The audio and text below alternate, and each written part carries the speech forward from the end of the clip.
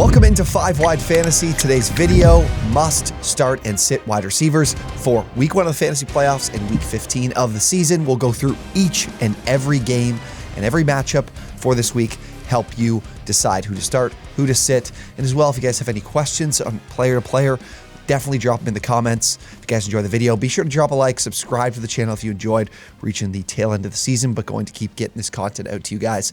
Of course, go check out our friends over at BetFred. If you sign up, deposit $50, bet $50, they're going to give you $250 in free bets. They're going to be live in Ohio as well in a couple weeks on January 1st, so go sign up. Would really, really appreciate it if you do. Let's get to these matchups starting on Saturday with Colts, Vikings. Guys, if you are looking to get up-to-the-minute advice on what to do at the positions with any recent information that comes up from the injury report, weather, be sure to join us live on Twitch. We live at 11 a.m. on Saturday and 11 a.m. on Sunday, previewing these games from a betting perspective, from a fantasy perspective, from a DFS perspective as well. So make sure you join us then. But Colts, Vikings. So we do have a plus matchup here, I would say, for this Colts passing offense. The Vikings, 31st in fantasy points allowed to wide receivers this season. I think Michael Pittman is definitely a good play. The Vikings kind of lack that top option, to be able to lock down the number one wide receiver for their opposing offense.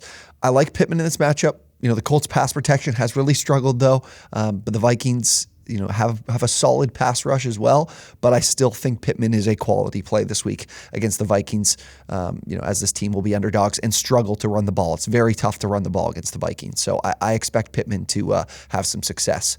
On the other side with the Vikings, the only guy I'm thinking I'm playing this week is Justin Jefferson, potential to be the offensive player of the year. But the Colts, second in fantasy points allowed to wide receivers, 15th in passing DVOA.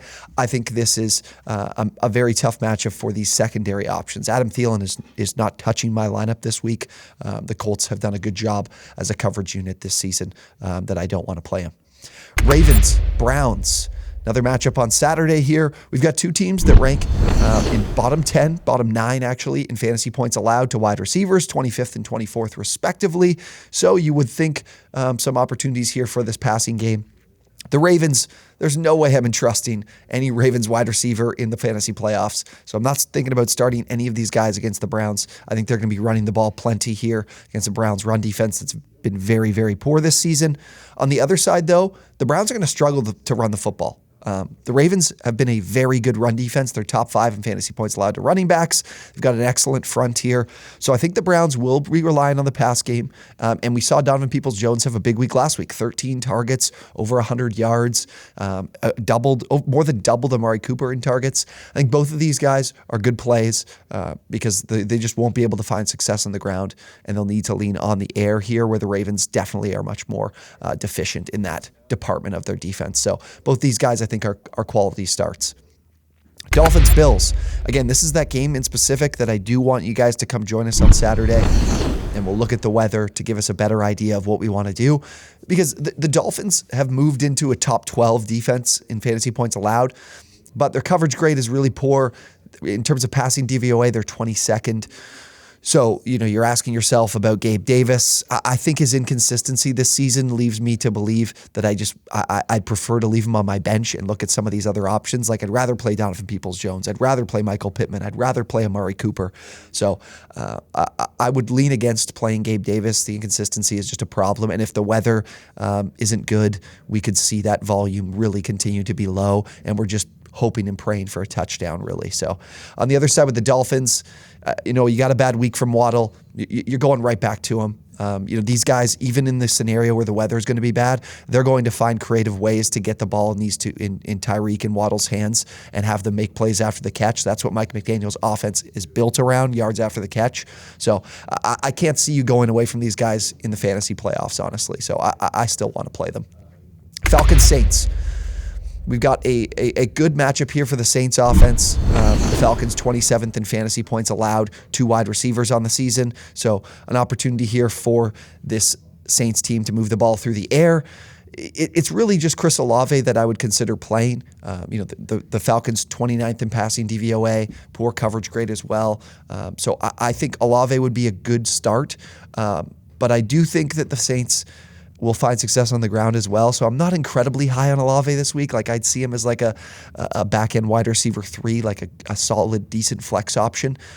It is a plus matchup. Saints are favored 4.5 points. So I could see them leaning a bit more on the ground here. And the Falcons, the way they play offensively, now with Desmond Ridder at the helm, could struggle. And as well, they run the ball a ton. So it doesn't leave a lot of plays in this game. So it kind of limits Olave's upside a little bit in my mind. On the other side with the Falcons, I think with Ridder at QB, I'm probably going to stay away from Drake London. I guess in Ridder's career in college, Alec Pierce was a huge target of his that he leaned on quite a bit. Could be the same for Drake London. I'm not willing to try to find that out this week. Too many question marks. Ridder's someone who could also use his legs just like Mariota, and they could use his legs a little bit more than Mariota, so that could even give us even lower passing volume. I'd avoid playing London this week. Eagles, Bears. We got Justin Fields and the Bears back out here. Fields going into a very tough matchup against this Eagles pass defense that's greened out here on our matchups in terms of coverage grade, pass rush, fantasy points, DVOA. There's no way I'm playing any receiver. I don't even want to play Cole Kmet here. I look to some other options at the tight end spot, but I'm not looking to play any wide receivers from the Bears.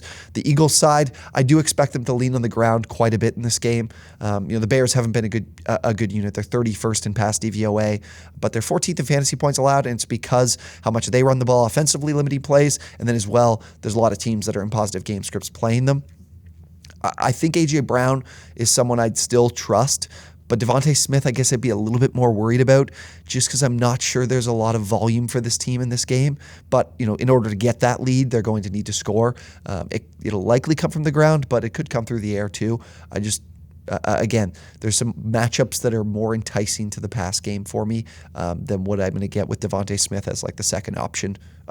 He is the 1B, but still, in my mind, a second option for Jalen Hurts. Cowboys, Jags. This one's a tough one for me. I mentioned in our fantasy playoff schedules for wide receivers, the Jags are in a terrible spot.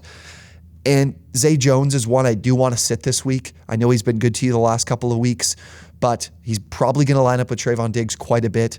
The Cowboys are allowing their top 10 in fantasy or in passing yard or receiving yards allowed to wide receivers. That outside spot for Zay, I don't want to play him. I also don't want to play Christian Kirk as well. Trevor Lawrence is banged up. The Cowboys can make an absolute mess of opposing offensive lines with their pass rush. I think that's going to cause problems, and I think the Jags will need to lean more on the ground in this game. I don't want to trust these two guys in my fantasy playoffs going against this really good Cowboys defense. That's the number one unit in pass DVOA this season. The other side with the Cowboys, the Jags are definitely one to be starting your wide receivers against. The question is for you is do you want to play Michael Gallup? I don't think so. CeeDee Lamb, absolutely. Gallup is someone who I just haven't gotten enough from. We haven't gotten that big game at all yet this season. And I think in a matchup where of course, the Jags are pretty bad against the pass, a very bad coverage unit.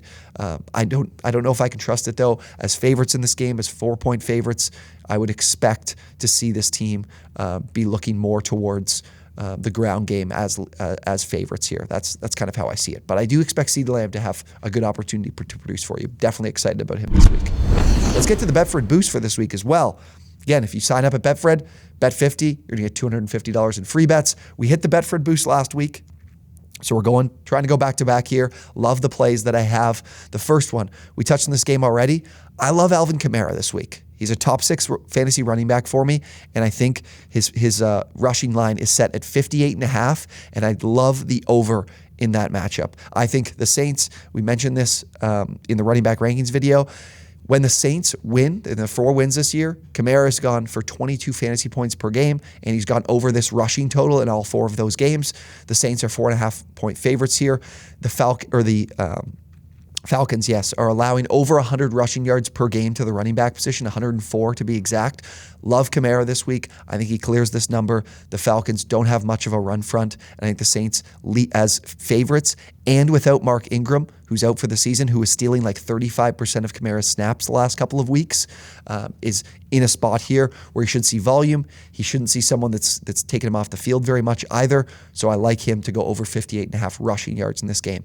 Second one that I'm parlaying it with for the BetFred Boost, the Jets. I love the Jets -2 against the Lions. At home against the Lions, this is an opportunity here for the Jets offensively to tee off on a defense that has not been good against the pass. And the Jets have been throwing the ball a ton lately with Mike White at QB. I love them from a fantasy perspective in the passing game, and I love them in this matchup offensively. The Lions also, I did see that they have some injuries to both Aiden Hutchinson and their other D end on the other side. I'm blanking on his name right now. But if those guys aren't available and they can't get a good pass rush going against a Jets offensive line that has not been good this season, that's going to make life even easier for Mike White, who we saw get hurt last week because of how poor the protection was. I think an opportunity to be better in protection this week. And then on the defensive side, the Jets are a very, very good defense. The Lions, Jared Goff has been great in matchups where he's faced teams that haven't been good defending the pass, but when he faces a team that defends the pass really well, he has struggled quite a bit. I love the Jets -2 here. So we're parlaying that. It's boosted at BetFred in the boosted section, so make sure you get that bet in as we try to go back-to-back this week on the BetFred Boost. So Jets -2 and Alvin Kamara over 58.5 rushing yards. Okay, Lions-Jets. We already teed that one up here. I love the Jets offense in this game. I'm starting Mike White. If you picked him up off the wire like we talked about, I would be playing him for sure in this matchup.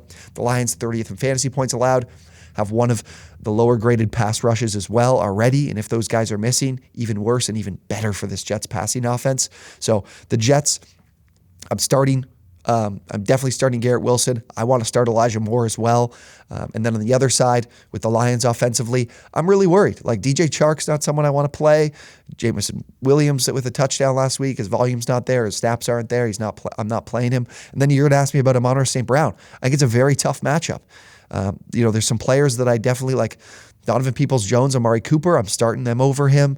Who are some other ones? Michael Pittman, I'm starting over him. I love amon-ra. I love the volume he still gets even in poor matchups, but we want to chase some matchups here that can give us a big, big explosive week. And I'm a little bit worried that he gives us a little bit better than what Ken Walker gave us on Thursday night, like gives us 12, 13 points. And it's like, you can live with that. It's fine.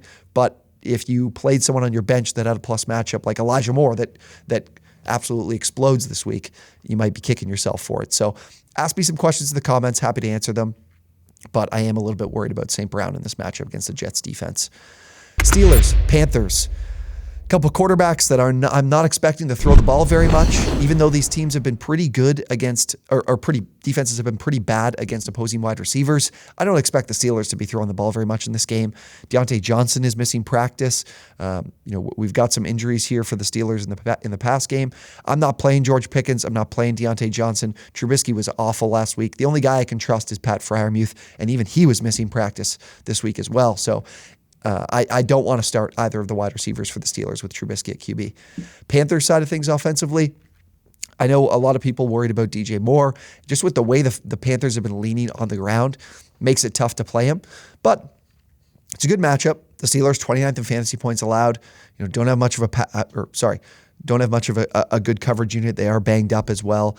So I do think that DJ Moore could be a decent play. I see him more as a wide receiver 4, though. If you're in a 2-flex league, that's when I would be playing him, or in a 14-team league, you're definitely wanting to play him. But could be okay. But I do expect both these teams to lead on the ground quite a bit, so that could limit the amount of plays in this game too. Chiefs-Texans. The Texans defense continues to be without Derek Stingley. But honestly, from a fantasy perspective, they're actually 4th in fantasy points allowed to wide receivers, and it's because they're just trailing in pretty much every game they're playing in, and no team really needs to throw the ball on them. I don't want to play Juju Smith-Schuster. I don't want to play any of these passing weapons on the Chiefs. I just think here is a matchup where they're 14-point favorites. They're probably going to be running the ball quite a bit. Travis Kelce is obviously, the elephant in the room for these wide receivers in that he steals a ton of production. He's the wide receiver 1 in this offense. So we're really looking at these other players as wide receiver 2s in a matchup where they don't need to lean on the pass much in this game. And we've seen it throughout the entire season. The Texans aren't allowing a lot of fantasy points to wide receivers because nobody needs to throw the ball on them. I don't think that changes here in this matchup, despite how much the Chiefs love to put the ball in the air. On the Texans side, though, that's probably one that's more important to discuss. Brandon Cooks has been practicing in a limited fashion this week. Nico Collins isn't going to play. He hasn't been practicing all week. So Cooks could be available. Am I going to trust a guy who just doesn't seem interested in playing football right now in the most important week of my season? Probably not, but that does downgrade Chris Moore. Like, I don't want to play Chris Moore here against the Chiefs. I know the Chiefs are a team that you can move the ball through in the air against. They're 28th in fantasy points allowed. It is a plus matchup. But man, there's too many question marks and like a lack of efficiency from this Texans offense that I'm willing to take the chance on either of these guys. Cooks is going to be out there. Like, Cooks is a good player who, when he's healthy, they're going to run out there for the majority. Like, he's probably going to be out there for 95% of routes. But I just question his motivation at this point in the season. We've seen him missing with like a calf injury for a couple of weeks. And I don't think it's, I think he probably could have played, but he's trying to wear this one out for as long as he can. So I'm leaning against playing either of these guys if Cooks is available. If Cooks doesn't play somehow, then Chris Moore is actually someone I could put in the flex spot because, of course, like I mentioned, this is a game where they're probably going to be trailing for pretty much all of it. But again, I just can't trust Cooks too much. And if he plays, we're splitting that work and those looks. Patriots-Raiders. Interesting one here. Because the Patriots are very banged up from Ramondre Stevenson, Devontae Parker, Jacoby Myers, none of those guys practicing. That makes Nelson Agholor the number one wide receiver for this Patriots team. If you look at snaps from last week, he led by a significant margin for wide receivers. If you're in a 14-team league, this guy's an excellent add and just play because the Raiders are dead last in pass DVOA, 56.2 coverage grade, not good. And the Patriots obviously could be replacing both Damian Harris and Ramondre Stevenson with Pierre Strong and Kevin Harris, so they might lean more to the pass game with Mac Jones, and that could help Agholor out. But in a 12-team league, there's definitely other options. The Patriots are still going to run the ball. The Patriots offense hasn't looked good at all the last few weeks, so I do lean more towards wanting to sit Agholor, but in the deeper league, definitely not a bad play. Raiders side of things, it's really only Devontae Adams. Matt Collins isn't getting consideration against this Patriots defense that's been really good. So not a whole lot to talk about from the Raiders side of things. Okay, still a few more matchups to go here. We got a ton of games in Week 15. Obviously, everybody's playing. Cardinals, Broncos. Man, Russell Wilson dealing with a concussion, right? He was on the practice field this week, and usually that's a good sign for guys to be able to return from a concussion. And if Russ plays, Jerry Jeudy's going to be an excellent start. I know the Cardinals, they're 11th in fantasy points allowed, but they're 24th in pass DVOA. I think this is a game here where I think things will be pretty competitive, even with Colt McCoy at QB for the Cardinals. I do think Jerry Jeudy's definitely a must-start player, but if Brett Rippon's at QB, it tempers my expectations a fair bit to more like back-end wide receiver 2, front-end wide receiver 3 type territory because the Broncos can still move the ball on the ground against this team. We've seen them run the ball quite a bit, and then if Rippon's at QB, their offensive approach will definitely change. We saw their offense struggle a lot when Rippon came in. The other side with the Cardinals, Marquise Brown missing in practice, that could leave his status up in the air. And honestly, against the Broncos defense, it's the number one fantasy defense, has the best coverage grade in the NFL. I'm definitely not wanting to play Marquise Brown, even if he's healthy. The only guy I'd be considering playing would be DeAndre Hopkins, just because of the fact the Broncos are an elite defense. But DeAndre Hopkins is like the number one option. This team force feeds him the ball. But again, it's not one where I'm thinking Hopkins can be wide receiver 1 this week. I definitely see him more in that wide receiver 2 territory, considering how consistently the under hits in Broncos games this season. So definitely more wide receiver 2 for DeAndre Hopkins, but should still see volume. Titans-Chargers. Got a Titans team that looks like they're going to be missing Treylon Burks yet again this week. I'm surprised to see that. Usually, on a concussion, you don't miss more than 1 week, but that seems to be the case. So the Titans don't have much looks for me. I think Derrick Henry's going to have a huge, huge week. I think he's a guy people are going to win fantasy leagues because of him these next 2 weeks. He's going to take you to your championship probably single-handedly with the Chargers and Texans the next 2 weeks. So I do think that going to a Robert Woods, going to a Nick Westbrook-Ikine is not a good thing to do here. The Chargers have really improved in their pass defense over the last 5-6 weeks. On the Chargers side, firing away, absolutely firing away on Keenan Allen and Mike Williams. Like, we got the Titans defense, 32nd in fantasy points allowed, dead last, 28th in pass DVOA. This team's an excellent pass rush, which can be a problem for Justin Herbert, but it will help out It will definitely help out Austin Eckler, but this team won't be able to run the ball. The Titans are an elite run defense, and the Chargers can't run the ball right now. So expect Herbert to see 45, I would guess, probably pass attempts in this game. So it's definitely one that these guys are going to have plenty of volume for. Bengals, Bucks. I've had a ton of questions about Mike Evans in the comments this week. I am playing him, man. I'm playing him in this game. I do think the Bucks, who can't run the ball, are really going to struggle to do it against the Bengals, who've really looked good against the run the last few weeks. I mentioned this, that they had Nick Chubb and Derrick Henry in 2 of the last 3 weeks, and they gave up like 72 rushing yards on 31 carries to those 2 guys. So I do think the Bucks will struggle to run the ball. But the Bengals have been able to generate some pressure, but they haven't had a lot of sacks this season. They really haven't. So I do think there's a chance here with the potential of Tristan Wirfs also returning for the Buccaneers pass pro. Maybe Tom has a little bit more time this week. That could really help him in a big, big way. So I do think Mike Evans, Chris Godwin are guys you want to start. This passing offense has just so much volume. They're throwing the ball 50 plus times a game. It's hard to leave out Mike Evans when you know there's so much volume to go around to these guys. And I do think this is a matchup where there's the chance that Brady has a little bit more time in a home matchup against the Bengals here. Bengals side, it's going to be a struggle for them to run the ball, I think. The big thing for me and why I think the Bengals, from the standpoint of if T. Higgins is available, I'm playing him. If Jamar Chase is back, he's definitely going to be starting for you. The Bengals have the opportunity with the Bucs, who can't rush the passer worth a shit. There's a good chance here that this team will have a ton of success moving the ball through the air. So I do think Burrow's a good start still, and I do think Chase and Higgins are in for big, big weeks if we do have Higgins available. But Jamar Chase will be an excellent, excellent week, I think, for you in the first week of the fantasy playoffs. Giants, Commanders. Man, the rematch here from just 2 weeks ago. We had that tie. Man, ties are actually very valuable from a standpoint of making the playoffs when you're right on the cusp. It's basically like a win. Like these teams are 7-5-1 or 7-6-1, and it's keeping them above the Seahawks, potentially the Lions if they win this week too. So regardless of a loss here, it really does help them, whoever loses this game. But on the fantasy perspective, man, the Giants are going to struggle running the ball. I'm definitely positive of that. But the Commanders have really turned things around defensively. It's been very, very impressive what they've been able to do. A lot of that stems from how good their front four is and being able to generate pressure and whatnot. It definitely helps their coverage unit and their secondary.